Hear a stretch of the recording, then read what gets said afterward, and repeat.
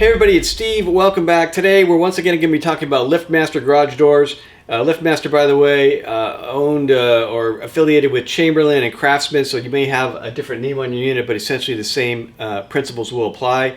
We're going to talk about replacing the battery backup system in this unit.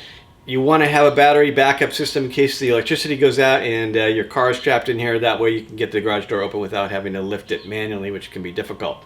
So we're going to do that, and luckily it's something that even I can do.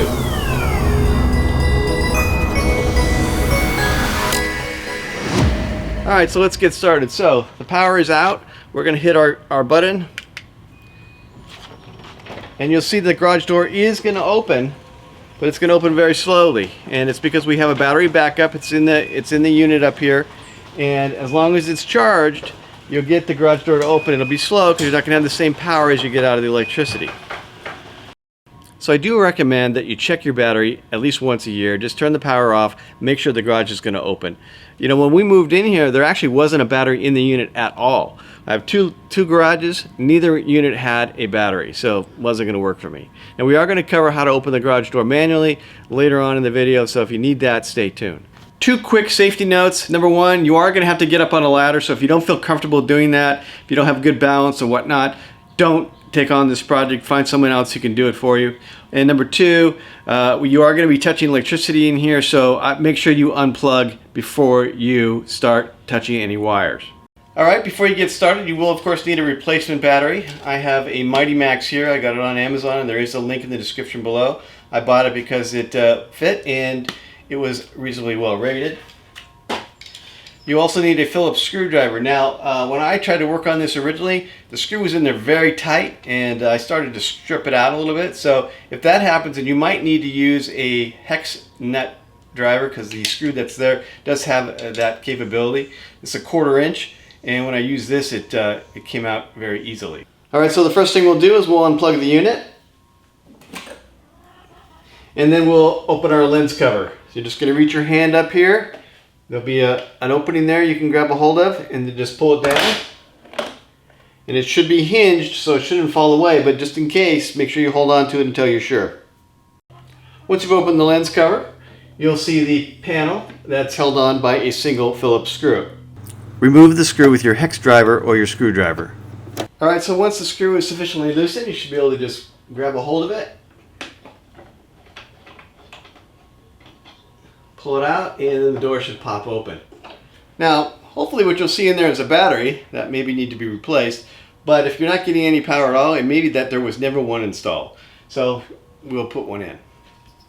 Alright, what you'll see though is a battery with two cables, a black and a red, and you're just going to pull one of those cables forward until the battery comes far enough out where you can grab a hold of it, and then we're going to remove those wires. Alright, so the wires should just pull off without any tools, but if they don't, like this one, the red one came off, but the black one's stuck on there pretty good. So I did grab myself a pair of needle nose pliers, and I'll just grab that by the base here and then slide it off.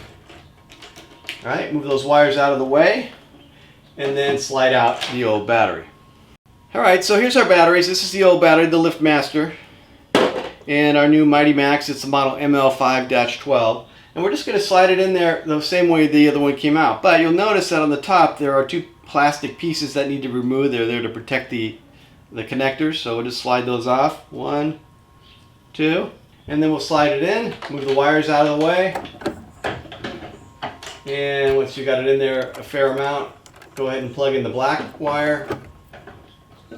And then the red wire.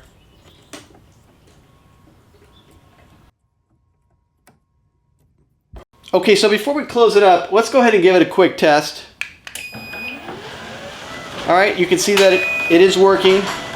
The reason I say do this before you close it up is because these connections have to be on there properly, have to be seated correctly, and if you don't, then it's not going to work. So test it first, and then jiggle the wires if you need to. Make sure that they're seated tightly, and then give it another try.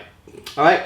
We know it's working now, so let's go ahead and close it up. So we're going to push the battery all the way in, tuck in all the wires, then we'll take our little door and insert that as well. take our screw, position that in there, give it a turn, half turn, grab your screwdriver. All right, close up the lens cover and plug in your power. All right, everything should be back working now, and we are ready to talk about some of the other issues. All right, and now if you lose power and your battery backup system isn't working, or you don't have one, you're missing the battery, it doesn't have a sufficient charge, whatever the case may be, and you need to open the door manually, then the first thing you're going to need to do is to release the garage door from its track. When it's locked into the track, you cannot do it manually. So that's what this red string is with this red handle. So all you have to do is pull this red handle straight down, and you'll see the locking mechanism here, and once you pull it straight down, you will release the locking mechanism that holds the garage to the track. Once you've done that, you'll see a red handle down here below. Grab a hold of that handle and then lift straight up. Now if you do need to take that garage off its track and open it manually, be careful. The garage doors can be heavy and they'll roll back down on you if you're not careful, so be extra careful. You can have a ladder nearby, and I stick this underneath the door so that if it does come down unexpectedly, it's only going to go down as far as the ladder. So just be safe, be conscientious that these garage doors are heavy and that they can roll unexpectedly. That's why these battery backup systems are great, because then you don't have to do this. If you don't have a battery in there, get one now. If you don't have that kind of unit, the next time you buy a garage door opener, make sure you get one. All right, one last thing, and this is a bit of a warning. If the power goes out while the garage door is open and you want to release the garage door from its track, you need to be extra careful, because as soon as you release it from its track, the garage door is going to start to close. Let me show you.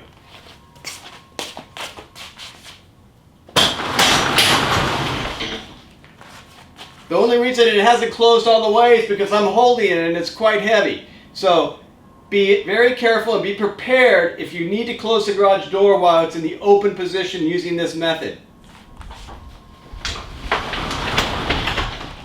All right, before you put the garage door back on its track, the first thing you need to do is make sure the little trolley is back in the start position forward of the arm. So we'll hit the garage door button,